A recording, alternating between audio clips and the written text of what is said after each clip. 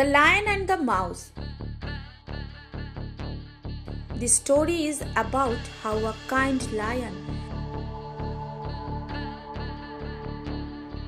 even when pestered by a mouse,